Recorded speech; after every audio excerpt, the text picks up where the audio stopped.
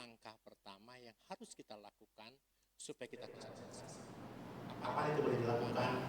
10 kali tarikan nafas dan hembusan nafas. Setelah itu, kalau dia sudah terkendali, terpusat, baru kita mengamati napas biasa. Ada beberapa guru yang menggunakan metode ini karena ingat tahu, karena Dhamma itu seperti daun yang ada dalam hutan. Ingat ya? Yang Buddha kadang-kadang Dhamma itu ada yang dalam hutan, luas. Tapi Dhamma yang aku ajarkan hanya dalam genggaman daun. Gitu ya, paham itu. Mungkin meditasi itu cocok buat orang ini, tapi belum tentu cocok buat orang lain. Karena tadi ada carita tadi.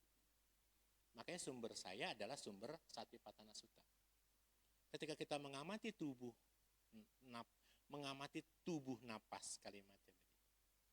Mengamati tubuh napas itu nanti setelah napas panjang, metodenya nih, panjang, lepas panjang, turun panjang, nanti nafasnya bukan dikendalikan tapi diperhatikan. Mulai dari ujung hidung. Ketika dia hembuskan napas, oh ini tubuh napas. Nanti kalau dengan sendirinya lama-lama kita bisa merasakan ketika napas ini kita sirup, ketika dia menuju ke seluruh tubuh akan terasa. Dan mohon maaf, meditasi kalau Anda nafasnya konsentrasi ke napas, kesemutan hilang. Karena nafas yang keluar masuk itu yang bagus itu, patawinya jadi enggak. Kan kalau kita duduk meditasi kan tertekan tuh, patawinya padat tuh, pasti kesemutan. Dan saya kasih tahu metode supaya jangan kesemutan, bagaimana caranya? Mau tahu? Bawa gula dari rumah, taruh di kaki. Taruh di kaki.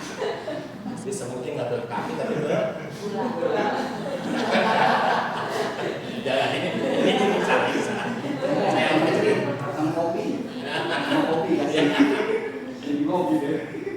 Jadi kalau kita nafasnya teratur dan ditahannya terus bernafas, enggak macet, pasti lancar dan nggak akan kesemutan.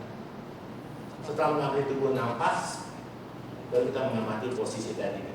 Ada 4 posisi: duduk, berdiri, berjalan, berbaring. Dan untuk yogi yang baru, ini diizinkan jalan sama berbaring. Karena meditasi jalan itu Anda akan terpecah konsentrasi. Anda meditasi kalau nggak konsentrasi, meditasi berdiri saja. Pasti kalau nggak konsentrasi Anda akan jatuh. Seimbang.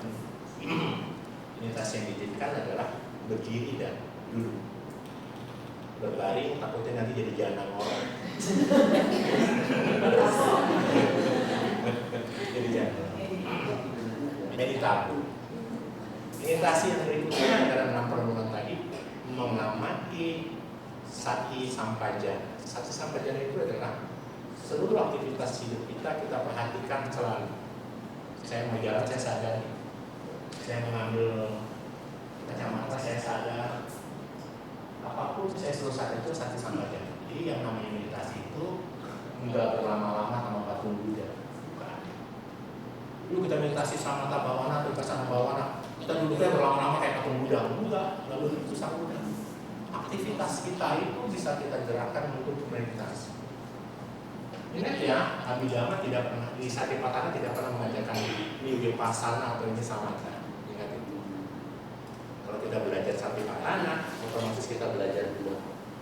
Saya sering mengatakan begini, kalau belajar Satipatthana itu, kalau saya angkat ini, orang bilangnya, angkat spidol itu gimana? Begini. Oh, berarti ini vipassana dulu, baru samatha. Kalau saya bilang begini, angkat spidol itu begini. Oh, samatha dulu baru vipassana. Enggak, angkat spidol itu ya begini. Kalau kita bicara perenungan terhadap tubuh, samatha dilakukan, vipassana juga sekaligus. Nanti saya ajarkan caranya. Nah, terus setelah mengamati segala gerak dari tubuh kita, Satipatthana, lalu kita memperhatikan posisi tadi, posisi sudah 3. Lalu kita mengamati yang namanya 31 kekotoran. 31 kekotoran. 31 kekotoran itu adalah Kesa, Loma, Nata, Danta, Taco, dan bahasa Pali. Romo pakai bahasa Pali disebut Romo benar. Kalau kita memperhatikan rambut, kuku, gigi, kulit, semua penuh dengan kotoran. Coba nggak dikeramas 1 hari ya, gini-gini. Kayak uka-uka. Istri kita yang cantik kalau 2 hari nggak keramas, pasti begini dia.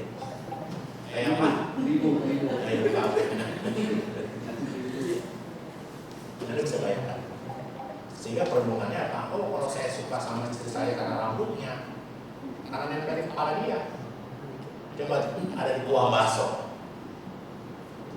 Ada di Gua Baso tuh rambut istri, geli nggak? Geli. Ya, karena pada tempatnya kita nggak geli.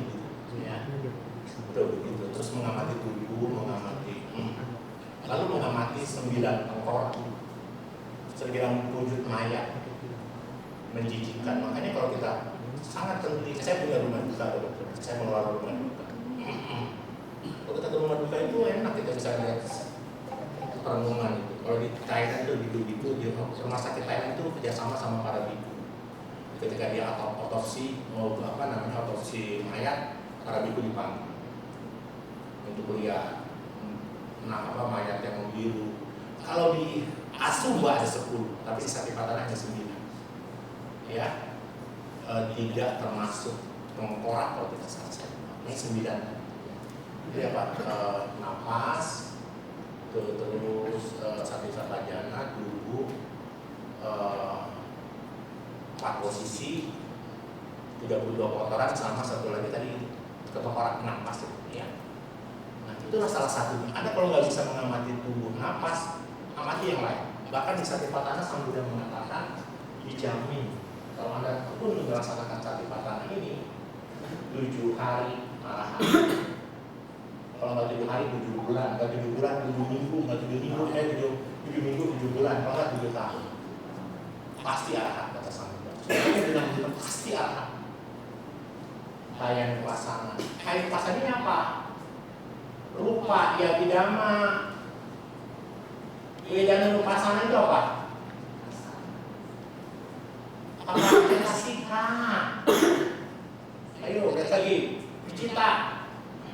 Nupasana sebagai apa? Cita dong, kan sama kan?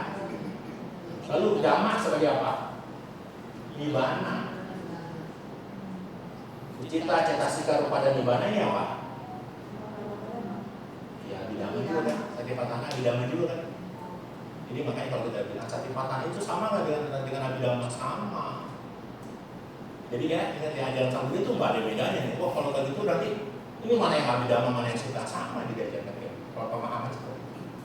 Makanya ada sebagian guru yang mengajarkan kalau gini Romo, kenapa sekarang pertanyaan begini? Kenapa di Sutta Pitaka diajarkan perenungan terhadap tubuh dulu? Kayak gitu dong. Kenapa di Abhidhamma diajarkan tentang perenungan terhadap kesadaran dulu nih? Perenungan terhadap tubuh di bab berapa?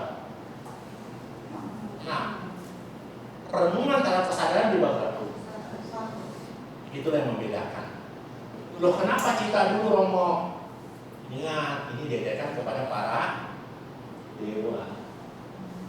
Kalau Sutta kepada para siapa? Manusia. Karena ada kebanggaan disebut atawada tadi. Ini diriku, ini aku. Sekarang saya mau tanya, dari 8 jalan utama 1, 2, 3, 4, 5, 6, 7, 8 jalan utama bersuara.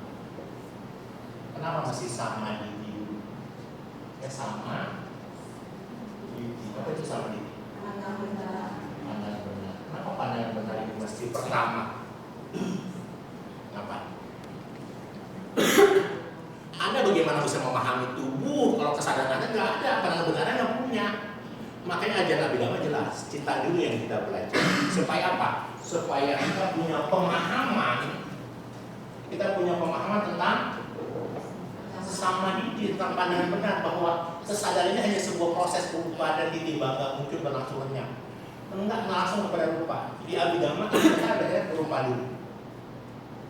Itu yang membedakan. Orang mau boleh nggak saya ngajar rupa dulu? Boleh aja. Nah, ya, tapi nanti kita ikutin tangga saja karena kalau Anda belajar rupa, kalau citra, cetasika, pakai makaliti dan bumiti serta hukum hamannya tidak kuat, berat. Sekali lagi, mohon maaf, rujukan saya hanya kitab suci, gitu ya. Rujukan saya hanya kitab suci. Nah, jadi teman-teman sekalian, apakah itu termasuk dalam metode? Itu termasuk bagi Widya Samatha dan Vipassana secara otomatis. Makanya kenapa Satipatthana nggak ada dari ini sama ini gini loh, kalau saya gambarin dulu. Ini Buddha nih, ya ini masih aku masih 14 ini ya. Di zaman Sang Buddha Sambunya meditasi ini dulu, samanta. Itu enggak sampai jalan berapa? Pertama sampai jalan berapa? 9. Sampai sini kacau kan? Kenapa? Karena nggak bisa baca kesucian. Betul nggak? Baru dia pakai vipassana kan? Mencapai kesucian pakai vipassana, gitu ya? Baru bisa mencapai yang namanya enlightenment, kesucian. Pakai tanda kesucian. Ya. Ini Sambuddha udah melalui ini nih, samatha, potong vipassana, samatha, potong vipassana.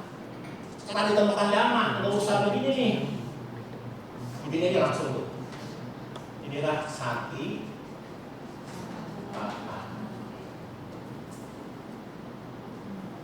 jadi kesuciannya nggak usah samatha dan vipassana, langsung sati.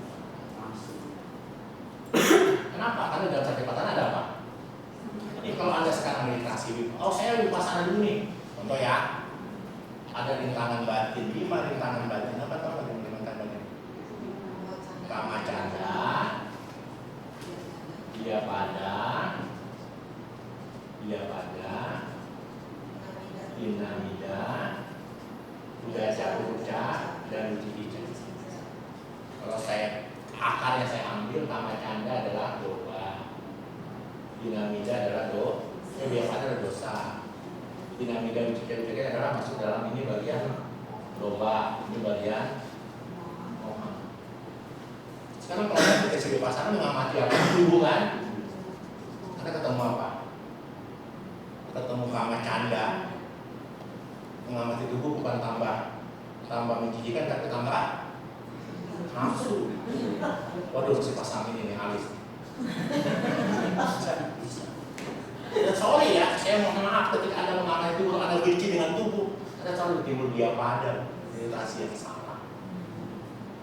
Ini menyakin dulu nih, gitu loh. Baru Anda tercerahkan terhadap fenomena tentang tubuh. Sebenarnya nggak coba, Anda meditasi tuh bikin karma buruk bisa. Jangan salah yang bikin karma buruk. Serius, soalnya apa? Gitu. Karena karma itu bisa baru 3 pintu, mano, kaya, dan waci. Tapi kalau mano biasanya nggak terlalu. Coba ketika Anda mengambil tubuh terus saat kesamutan, Anda kesal nggak? Sebel nggak? Kesemutan itu dalam abhidhamma namanya wipaka, hasil. Tapi Anda menyimpan ini tuh baru meditasi sebentar, udah bikin amal, namanya dia pada dosa mula di sini.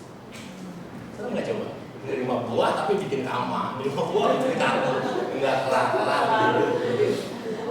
Jadi pas itu kita sadar Iya ketika ini dia sakit, kejadian ini dia sakit gitu loh, jangan biar kita benci. Sadar. Itu sakit. Ya, tapi sekali lagi kalau Anda besar itu sakit, Anda sudah hilang konsentrasi. Kalau dalam situ samatha bhavana, kalau Anda sedang sakit, tetap fokus napas masuk, napas keluar. Kenapa ketika Anda duduk meditasi ini mengalami kesemutan? Karena ada patawi, apo, tejo, wayuna, tidak ya, makanya meditasi yang diajarkan oleh beberapa teman-teman di saya adalah HRL, kendur, relax, lepas.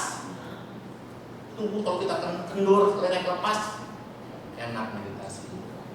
Meditasi begini kita ditaruh, anak saya lucu lah, meditasi, anak-anak kita ditaruh buku di sini. Ini meditasi apa gitu loh? Zaman dulu kan kayak gitu kan? Meditasi gitu sih. Ya, meditasi itu kalau selama belum kendur tubuh, belum rileks, belum lepas, ya mulai meditasi dulu lah, santai dulu. Makanya yang paling baik dari meditasi itu 1 minggu pertama bertekad supaya tubuh jangan bergerak dulu. Karena yang menggerakkan tubuh ini siapa? Mind, kesadaran. Kalau kita sudah bisa mengendalikan tubuh supaya jangan bergerak, kita otomatis sudah mengendalikan pikiran sebenarnya. Itu ya. Nah, jadi seperti itu ya. Jadi musuhnya samatha adalah kamacanda, diapada, dinamida, udaca uca, dan ucikica. Nanti ini dipedam jadi jana. Meditasi vipassana musuhnya apa? Jangan. pasalnya itu musuhnya adalah jana. Karena kalau orang sudah mencapai jana, nanti kalau kita baca cerita nih, udah mencapai jana, nggak mau ngapa-ngapain. Kebahagiaan yang lebih bahagia dari nonton TV, dari kemanapun, jana. Dan orang kalau sudah mencapai jana, nggak seperti kita nyari di sini, bergaul, nongkrong, ngilang dia ke tempat yang sunyi. Kalau orang mencapai jana masih suka urusin wihara, masih usaha, itu bukan jana. Ya. Ini tidak semua yang dia lihat menjijikan. Nggak mau rame-rame. Orang kalau sudah mencapai jana, dia pasti menghilang, nggak mau rame. Kalau ada masih mau rame, berarti belum mencapai jana. Gitu ya, masih mau rame.